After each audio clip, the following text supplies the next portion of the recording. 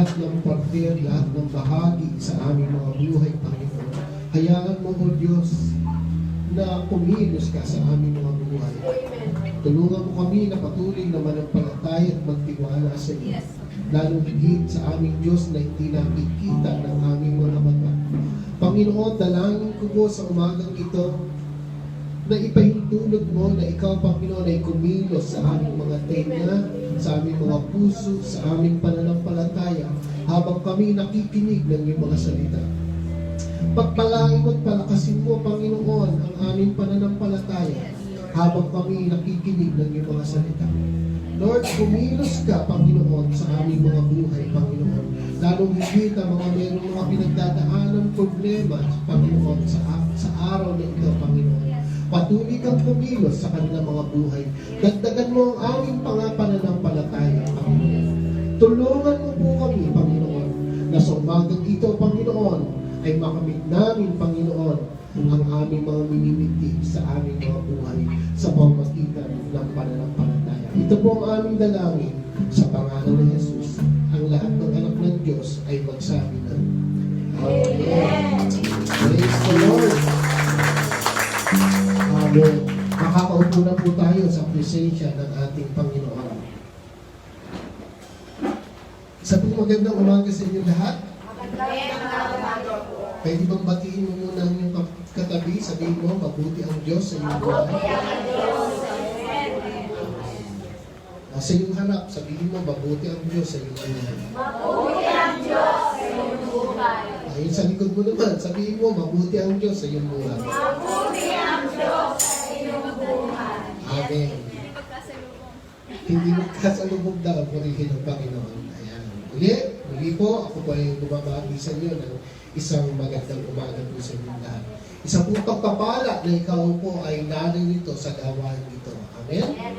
At naniniwala po ako habang ikaw ay nakaupo at nakikinig ng salita ng Diyos, ikaw ay makasusumpong ng pananampalataya. Amen? Ang pananampalataya ay nakakamit sa pamamagitan ng pakikinig at pakikinig ng salita ng Diyos. At ang nais ko pong talakayin ngayon ay patungkol po sa pananampalataya. Yan po ay makikita natin sa aklat ng Hebreo chapter 11 verse 1 and 2. Kung kayo ay may mga Biblia, inaasahan ko po na lagi na mayroon kayong Biblia sa aklat ng Hebreo sa Bagong Tipan, Hebreo chapter 11 verse 1 and 2. Ganito po sinasabi, ang pananampalataya ay pagtitiwala na mangyayari ang ating mga inaasahan at katiyakan tungkol sa mga bagay na hindi natin nakikita. Verse 2, kinalulugdan ng Diyos ang mga tao nung una dahil sa kanilang pananampalataya sa Kanya. At ngayon, nais ko pong talakayin ngayon para po sa atin na may binigyan ko ng pamagat na pananampalataya sa mga bagay na hindi nakikita. Sabihin nga po natin, church, pananampalataya sa mga bagay na hindi nakikita. At dito, nais ko pong talakayin sa inyo, ano ang kahulugan ng pananampalataya sa mga bagay na hindi nakikita. At ako po'y magbibigay ng tatlong kahulugan mula po rito sa ating teksto na ating pong tatalakayin. Nais ko pong magbigay ng halimbawa sa inyo upang makita po natin kung ano ang kahulugan ng pananampalataya sa mga bagay na hindi natin nakikita. At yan ay makikita natin sa aklat ng ikalawang hari, chapter 6, verse 8 hanggang 23. Ito po yung aking ibibigay na halimbawa po sa inyo.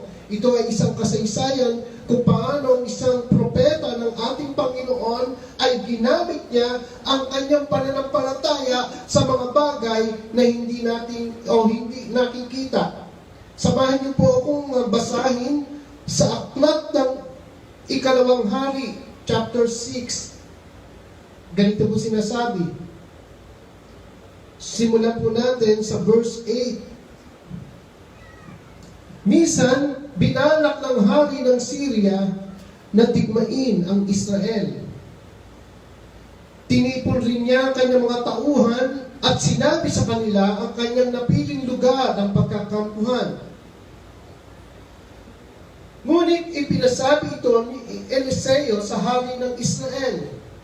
Binalaan niya ito, huwag kayong pupunta sa naturang lugar sapagkat nag-aabang doon ang mga taga-Syria. At pinabantayan ng mga hari o pinabantayan nga ng hari ng Israel ang mga lugar na sinabi ni Eliseo. Maraming beses na sinabi sa kanya ni Eliseo tungkol sa balak na pagsalakay ng mga taga-Syria. At lahat ng lugar na sabihin sa kanya, pinalalagyan ng mga bantay. Verse 11, dahil dito, labis na nabahala ang hari ng Syria. Kaya tinipon niya ang kanyang mga tauhan at tinanong, magsabi kayo ng totoo, sino sa inyo ang nakikipagsabwatan sa hari ng Israel? Isa sa mga naroon ang sumagot, wala po, mahal na hari. Si Eliseo po, ang propeta sa Israel, ang nagsasabi sa kanilang hari, kahit ang inyong mga lihim na binabalak. So meron kasing propeta na nagsasabi po ng mga balak po ng hari. Verse 13, sinabi niya, kung gano'n, hanapin niyo siya at tulihin. So dahil sa mga balak ng hari, kumbaga ay napupurnada at tinanong ko sino ang dahilan, walang iba kundi ang propeta ng Diyos na si Eliseo. Kaya ang sabi ng hari, kung gano'n, hanapin niyo siya at tulihin. May nagsabi sa kanyang si Eliseo ay nasa Dotan, kaya nagpadala siya roon ng maraming kawal na sakay ng mga karwahe at kabayo. Gabi na nang dumating siya roon at pinaligiran nila ang lungsod.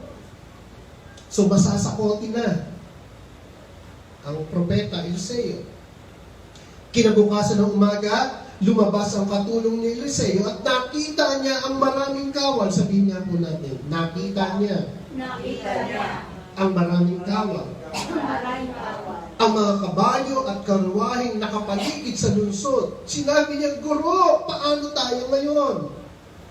So yung lugar po nila, nakita po nung kanyang alagad, ang alagad ni Eliseo, na nababantayan at napapaligiran ng mga kawal, ng mga kabayuhan, ng mga karwahe, at sila'y napapaligiran. Verse 16, sinabi ni Eliseo, huwag kang matakot. Sabihin nga po natin, huwag kang matakot. Mas marami tayong kakampi sa kanila. At siya nga nalangin, Yahweh, buksan ninyo ang kanyang paningin nang siya'y makakita. Sabihin nga natin, Yahweh, buksan po ninyo ang kanyang paningin nang siya'y makakita. Pinakinggan nga ni Yahweh ang kanyang panalangin at nakita ng katulong ni Eliseo na ang bundok ay punong-puno ng kabayo at karwaheng apoy na nakapaligid kay Eliseo. Nang salakayin sila ng mga taga-Syria na nalangin uli si Eliseo, Yahweh, bulagin po ninyo sana sila. At binulag nga ni Yahweh ang mga taga-Syria bilang sagot sa panalangin ni Eliseo. Sinabi niya sa mga ito, hindi rito ang daan, hindi ito ang lungsod. Sumunod kayo sa akin at dadaling ko kayo sa taong hinahanap ninyo. At sila'y kanyang dinala sa Samaria. Pasok nila sa lungsod, nanalangin si Eliseo, Yahweh, buksan na po ninyo kanilang mga paningin at sila'y makakita. Binuksan nga ni Yahweh ang paningin ng mga taga-Syria at nagulat sila na makita nilang sila'y nasa loob na ng Samaria. Nang makita sila ng hari ng Israel, 2 beses yung tinanong kay Eliseo, papatayin ko po ba sila? Sumagot siya, wag, mahal na hari. Hindi nga ninyo pinapatay ang mga nabibihag ninyo sa digmaan. Sila pa kaya sa halip, pakainin niyo sila at painumin. Pagkatapos, ipabalikin na sa kanilang hari. Nagpahanda ng maraming pagkain ng hari ng Israel at pinakain ng mga bihag ng taga-Syria. Saka pinauwi sa kanilang hari. Mula nooy, hindi na muling sumalakay ang mga taga-Syria sa lupain ng Israel. Amen. Palakpakan natin ang Panginoon.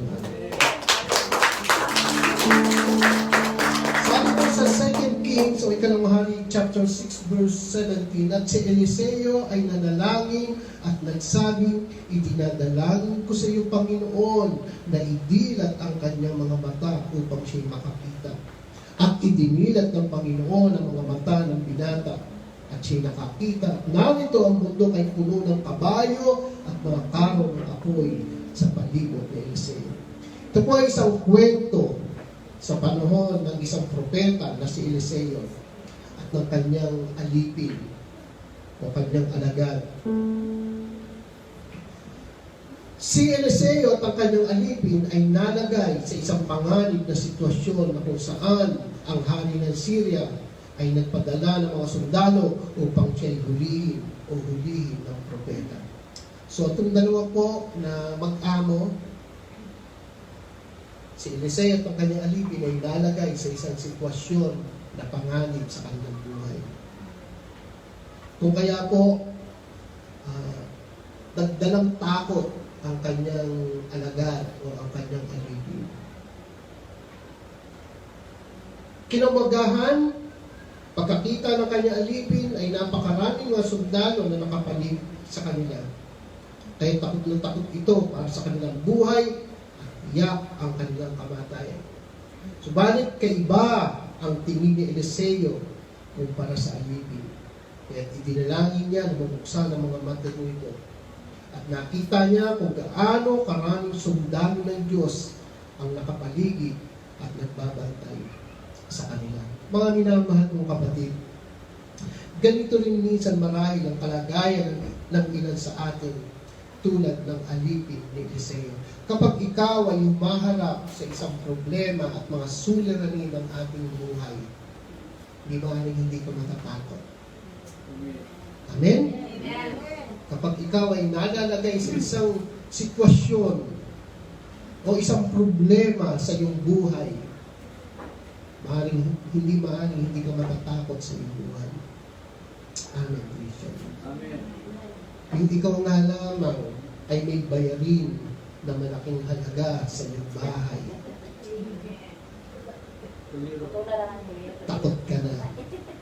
Lalo pa kung ang buhay mo ngayon ang nakataya. Katulad ng pangyayari sa kwento ito. Amen? Amen. Amen, Christian. Amen. Kung minsan nga, kapag ang Bombay ay kumakatok na sa inyo, sasabihin mo sa iyong anak, sabihin mo sa Bombay, wala ako rito.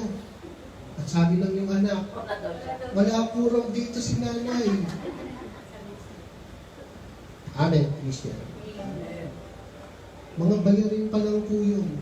Ito po ay, ang nakataya rito ay ang kanilang buhay. At hindi maaaring matatakot. Amen, Christian. Amen. Subalit, ipinapakita sa araling ito ang kahalagahan ng pananampalataya. Amen, Christian.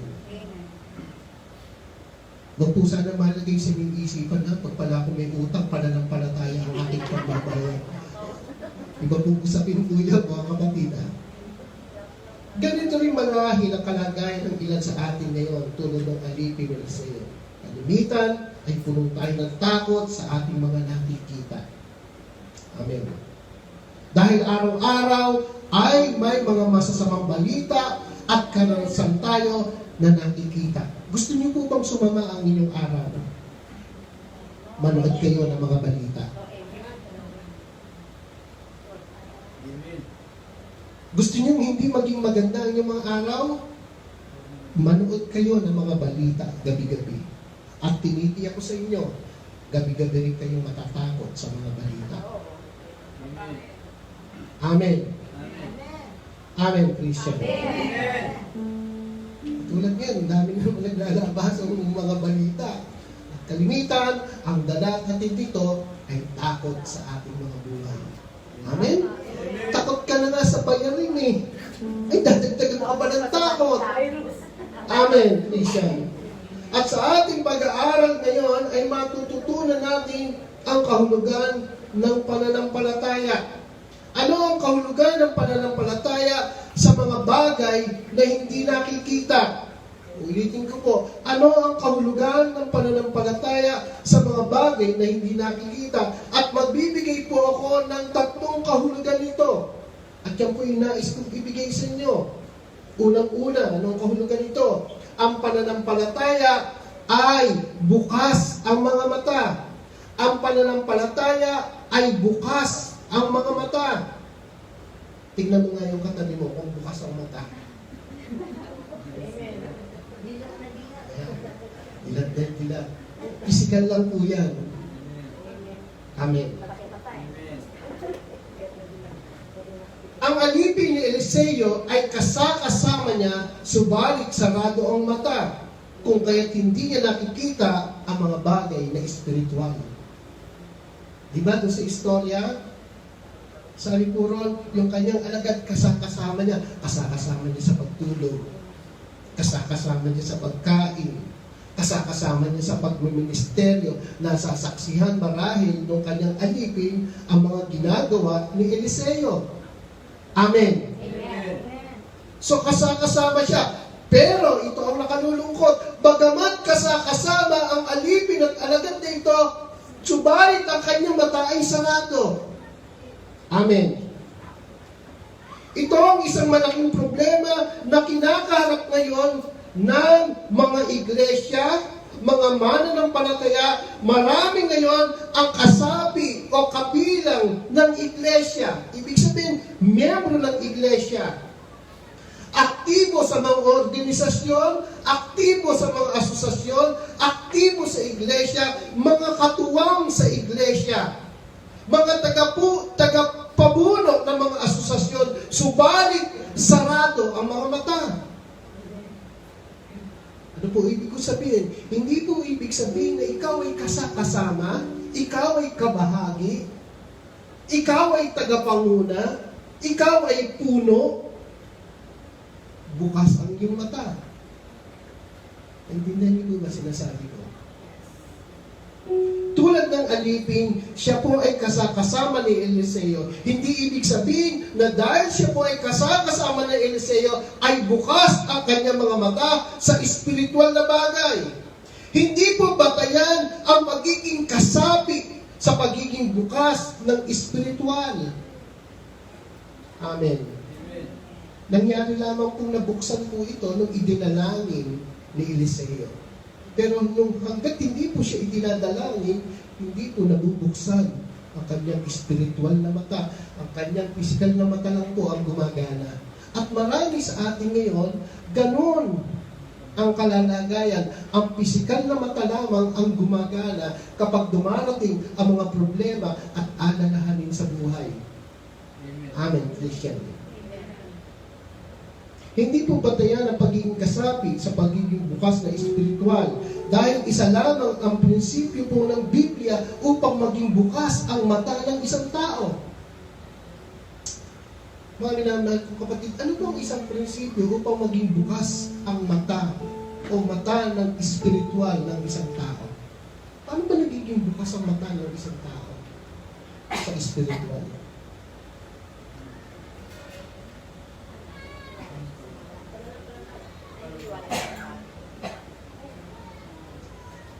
Na kailangan mo muna, bago ka magkaroon ng pananampalataya, kinakailangan muna na ikaw ay maipanganak na muli. Yun lamang ang isang prinsipyo. Amen. Isa lang ang prinsipyo ng Biblia.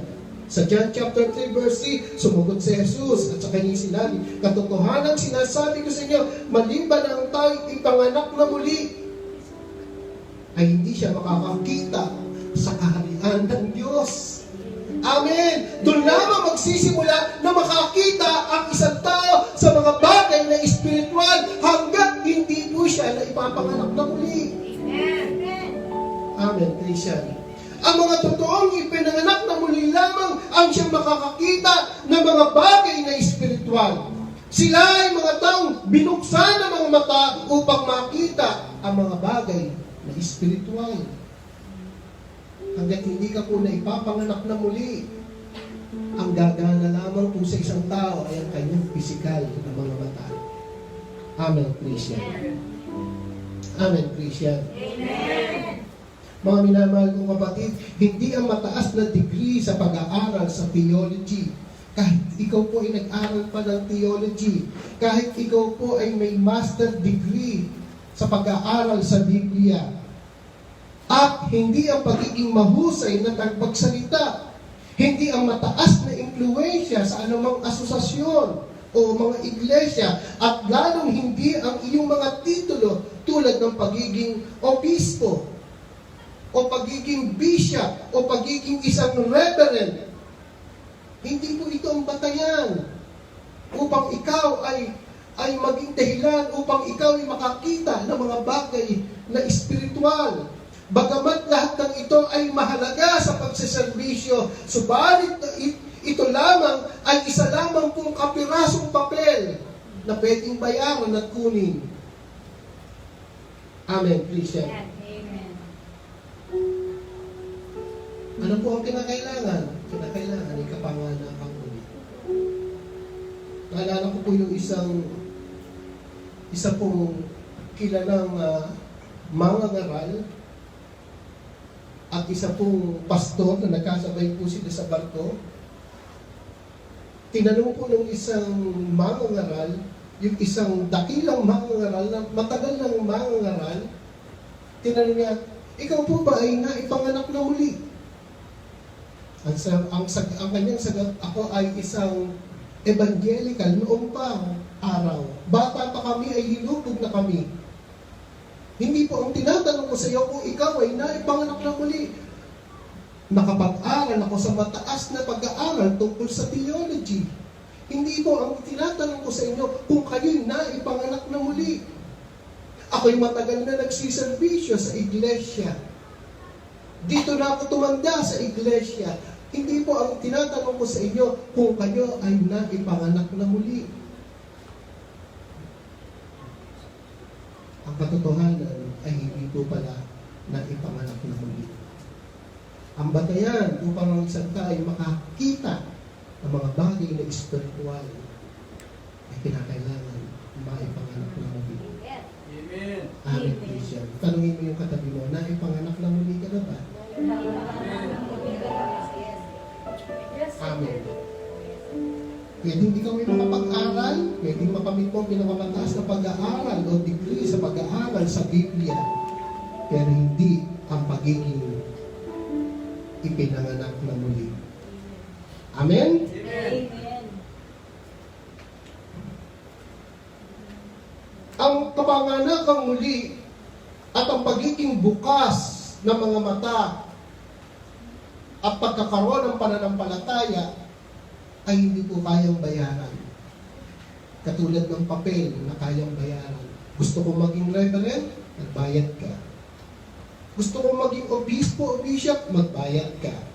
Gusto ko magpastor na may titulo? Magbayad ka.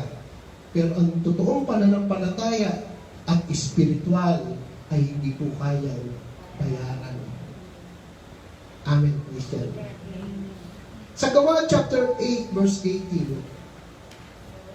Gawa chapter 8 verse 18. Nang makita nga ni Simon na sa pamamagitan ng pagpapatong ng kamay ng mga apostol ay ibinibigay ang Espiritu Santo, ay inalok niya sila ng salapi. So, itong si Simon, nakikita niya kapag nagpapatong ang mga alagad, ay natatanggap nila ang Espiritu Santo. Kung kaya si Simon, ang sabi niya, dahil si Simon ay may pera, tingnan niyo po ito, dahil si Simon ay may pera at may sapat na halaga, ang sabi niya, gusto ko rin yan ganyan.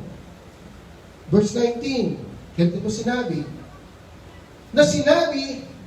bigyan naman ninyo ako ng kapangyarihang ito. Dahil nakita niya na ang iba'y napupuspos ng banal na espiritu kapag pinatungan ng mga alagad. Sabi niya, gusto ko rin ang kapangyarihang ito. May sapat akong halaga at salapi, pambayad. Na sinabi, bigyan naman ninyo ako ng kapangyarihan ito upang sino ang patungan ko ng aking mga kamay ay tumanggap ng Espiritu Santo. Sa Gawa chapter 8 verse 20, datapwat sinabi sa kanya ni Pedro, tingnan niyo po sabi ni Pedro, ang inyong salapi mapapahamak na kasama mo, sapagkat iniisip mong tamuhin ang kaloob ng Diyos sa pamamagitan ng salapi.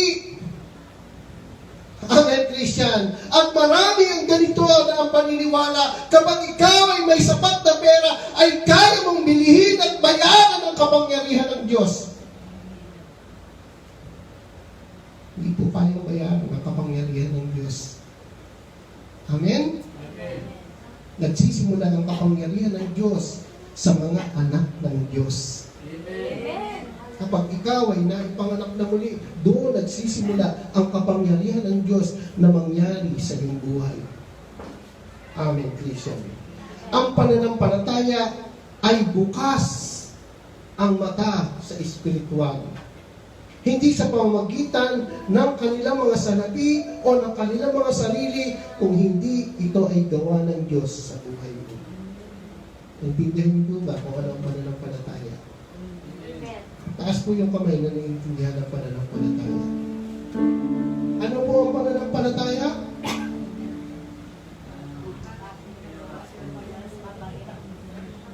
Ang pananampalataya ay bukas ang mga mata. Ano yung katabi mo ngayon? Bukas na ba ang iyong mga mata? Magiging bukas lang ang iyong mata kapag ikaw ay totoong ipinanganak na muli. Amen? Amen. Ulitin ko po sa inyo, pwede ka maging miyembro at bahagi ng isang simbahan, pwede ka maging aktibo, pwede ka rin mag-aral ng mga theology, pwede makamit po pinakamataas na degree sa pag-aaral sa theology, pero hindi ang pagiging ipinanganak na muli. Hindi ang maging bukas ang iyong mga mata. Amen? Katulad nung alagad ni Eliseo, kahit kasama sa ministeryo, amen, kahit kasama niya kumain, kahit nakikita niya mga ginagawang himala ni Eliseo, pero hindi pa rin bukas ang kanyang mga mata. Amen. Maliban buksan ng Diyos ang iyong mga mata, maliban na ikaw ay maipanganak na muli. Amen, Christian. Pangalawang kahulugan, ang pananampalataya ay di tulad ng pagtingin ng pangkaraniwan. Ang pananampalataya ay hindi tulad ng pagtingin ng pangkaraniwang nakikita. Ang alipin ni Eliseo ay nakabatay sa pisikal na mga mata. Totoo ang kanyang nakikita at hindi ito matatanggi. Mga minamahal kong kapatid, yung nakita po ni Eliseo na problema ay totoo po at hindi pwedeng maitanggi. Ang mga nakikita mo ngayong problema sa iyong buhay ay totoo at hindi maitatanggi. Amen. Hindi po natin pwedeng sabihin, eto ang problema, wala yung problema na yan. Hindi po ganoon ang pananampalataya. Amen. Hindi mo pwedeng sasabihin, may utang akong 100,000 at sasabihin mo, wala akong utang. Wala akong utang. Positive. Kailangan positive mind. Wala akong utang. Kapatid, may utang ka talaga.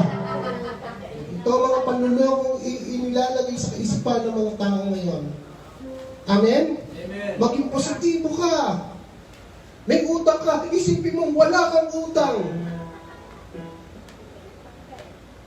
Amen. Ang alipin po ni Eliseo ay nakabatay sa pisikal ng mga mata. Totoo ang kanyang nakikita at hindi ito matatanggi. Tulad ng ilan sa atin, totoo ang ating mga nakikita at nagaganap. Hindi natin pwedeng sabihin na magbulag-bulagan tayo sa mga nagaganap at nakikita natin. Hindi tayo pwedeng magbulag-bulagan. Tanggapin natin kung ano ang totoo. Amen. Amen. Tanggapin natin kung ano ang totoong nangyayari. Pero sa kabila ng katotohanan na ito ay totoong nangyayari, mayroon kang pananampalataya. Amen. Sapagkat may higit po doon.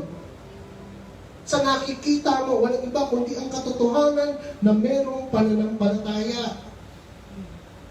Hindi natin pwedeng sabihin na magbulag-bulagan tayo sa nagaganap at nakikita natin. Subalit, may higit po dito ang katotohanan na ang katotohanan ay may espiritual na pamunuan at kapangyarihan na higit sa lahat. Pagamat alam at nakikita mo na ito ang totoong problema na hindi mo dapat itanggi, pero dapat maniwala ka na mayroong higit na makapangyarihan. Amen. Na may kakayahan na pwedeng gumawa sa iyong problema. Yun po yung pananampalataya. Hindi po positive mind. Positive mind. Wala akong utang ngayon. Wala akong utang ngayon. Kinabukasan may utang ka pa rin. Ang kinakailangan mo ay pananampalataya na maniwala ka na mayroong makapangyarihan at higit na makapangyarihan na pwedeng gumawa sa iyong mga utang.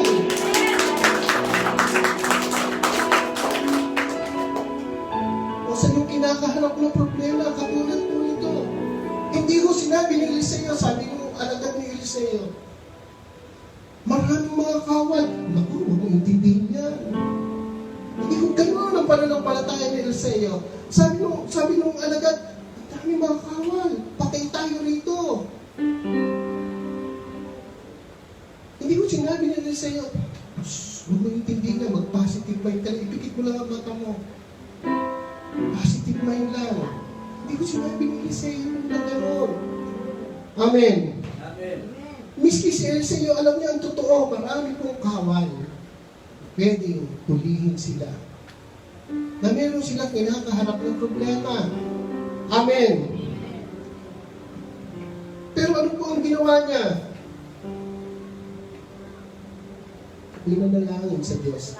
Bakit? Naniniwala siya na may Diyos na higit na makapangyarihan na pwedeng gumawa sa kanilang mga problema, sa kanilang mga alalahanin sa buhay. Amen. Hindi yung positive mind. Positive. Kailangan positive. Kailangan mga positive words.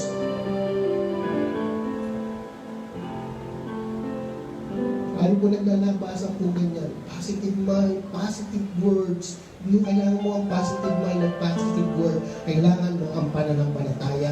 At magkakaroon ka lamang ng pananampalataya kapag ikaw ay anak ng Diyos. Amen. At ang pananampalataya ay nakakamit sa pakikinig at pakikinig ng salita ng Diyos.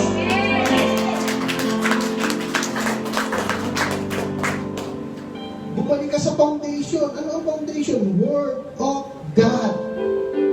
Hindi word ng tao. Amen. Hindi mga magagandang sinasalita ng tao. Amen.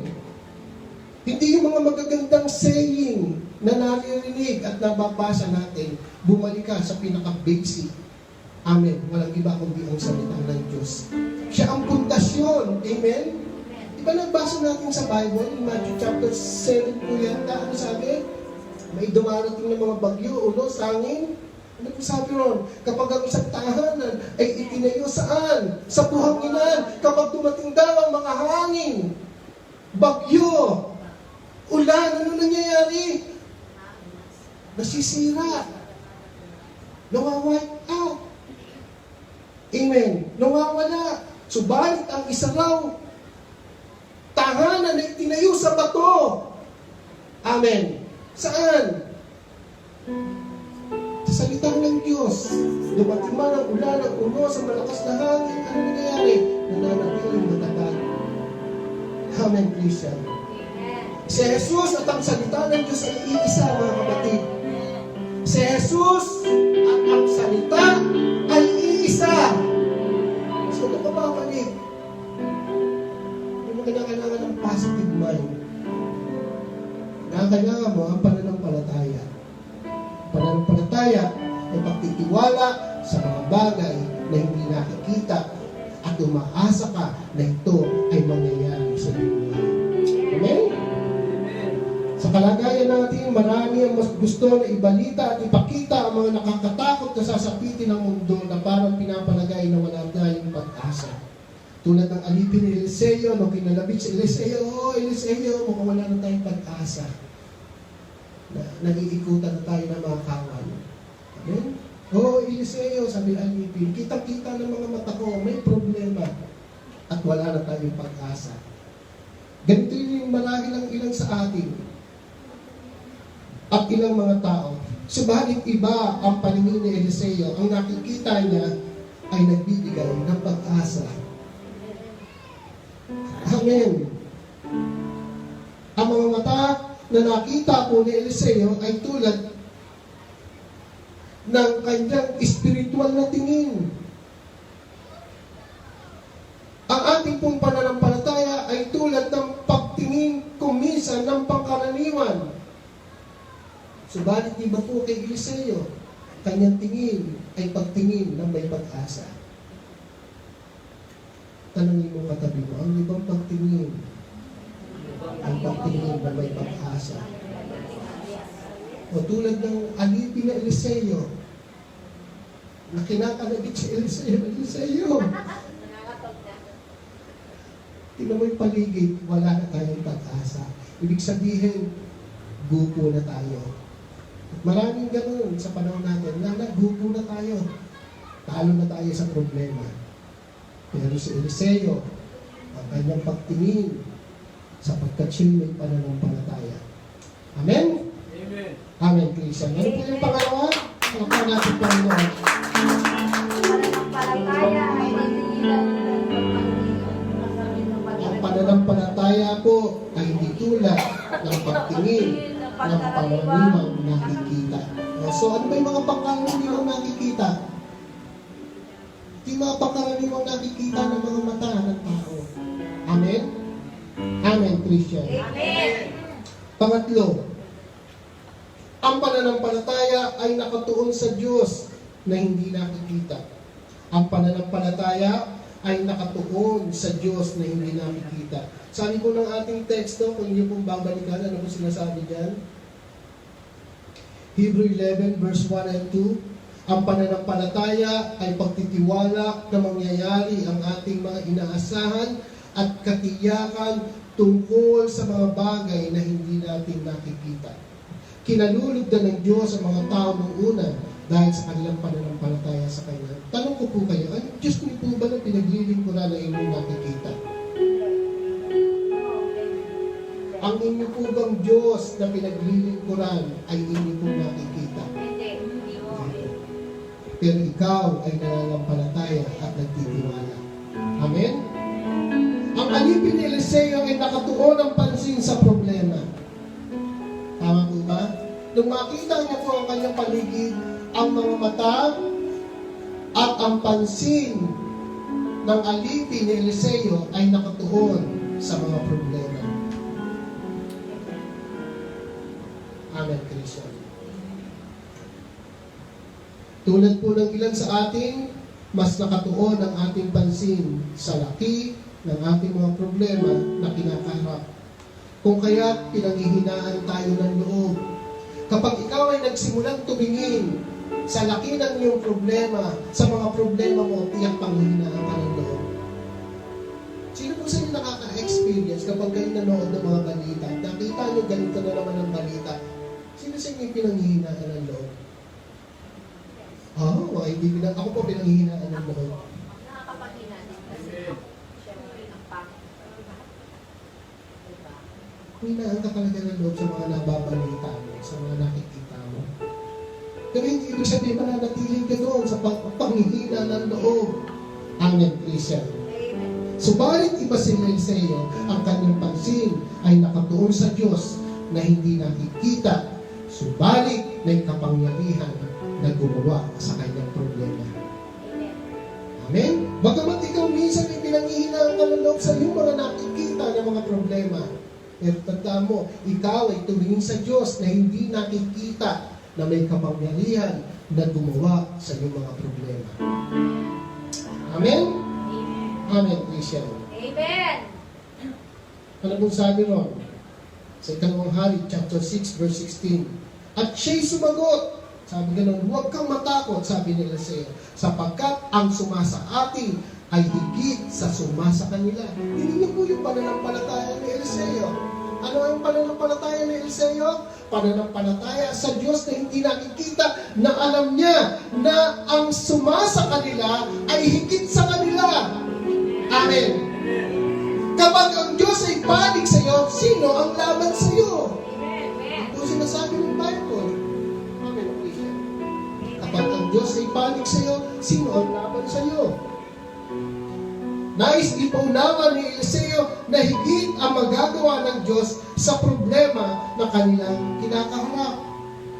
Ikaw po ba ay may problema ang kinakaharap ngayon?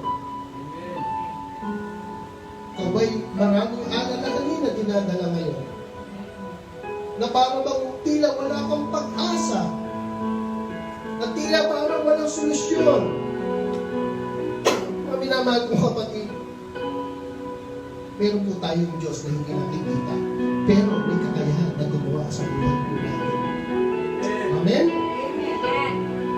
Halimbawa sa panahon po ni Moises, siguro nabasa niyo yun sa panahon ni Moises nang sila po ay tumakas at umalis mula sa Ehipto. Ano po nangyari? Lumapag-isip-isip po ng kanilang hari ng Ehipto, ano sabi? Habulin uli natin ang mga Israelita. At nang po sila hinabol, nasaan po sila ang lugar? Doon po sila sa pinakadulo. Baga, nasa punto na po sila. Wala nang pag-asa. Dagat na po. Kung sila ititingin sa likod, nandiyan na po yung mga kawal ng Ehipto. Amen? At tiyak ang kanilang kamatayan. At ang mga tao sa nakatingin, dalawang bagay tinitignan ng mga tao nun. Dagat at yung mga kawal. Tingin sa dagat, lubog. Tingin sa kawal, matay. So, walang pupuntahan. Wala akong pupuntahan. No choice. Pero meron pong isang lalaki na meron pananampalataya na nagtitiwala sa Diyos. Na magamat ang Diyos na ito na hindi nakikita ay may kakayahan na gumawa at tumilos sa kanilang buhay. Ano po ginawa niya? Hindi po siya tumingin sa dagat. Hindi po siya tumingin sa kaliwa. Basahin niyo po ng Biblia, saan po siya tumingin? Sabi, si Moises ay tumingin sa langit. At siya'y nanampalataya na ang Diyos ay may gagawin sa buhay. At ano po nangyari?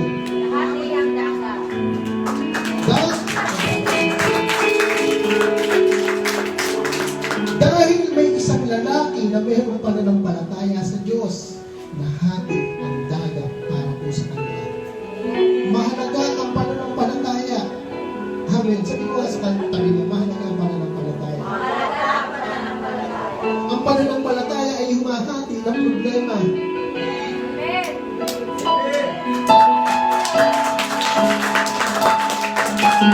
Ang pananampalataya ay pumapatay ng mga kaaway.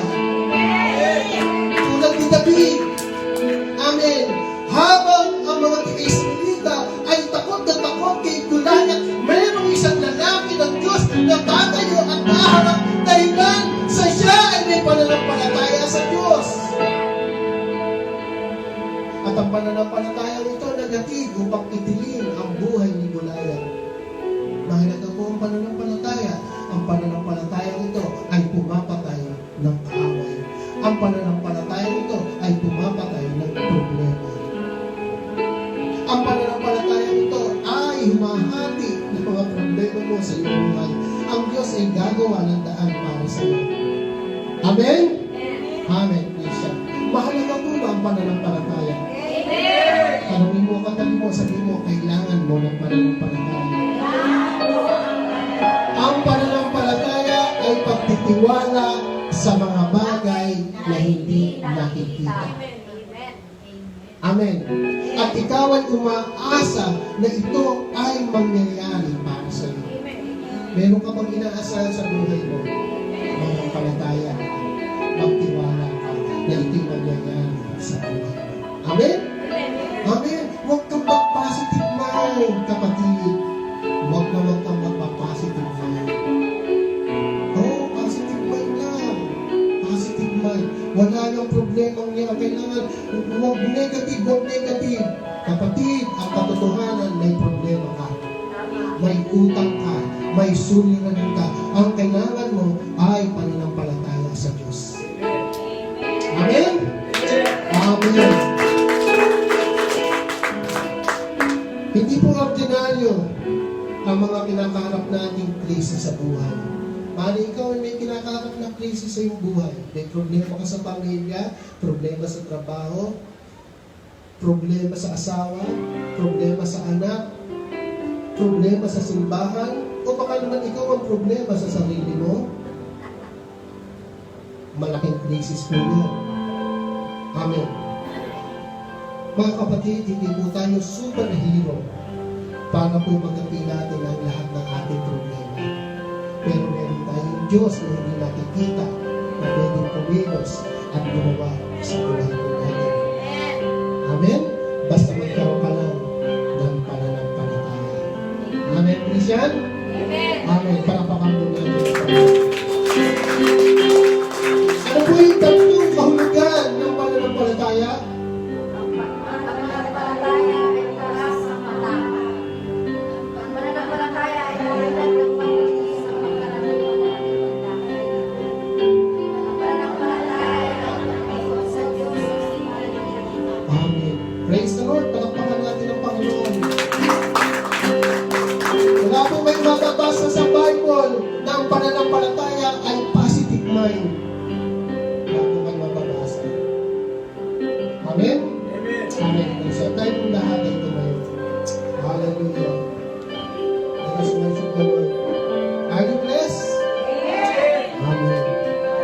Sino po sa inyo may mga problema ngayon?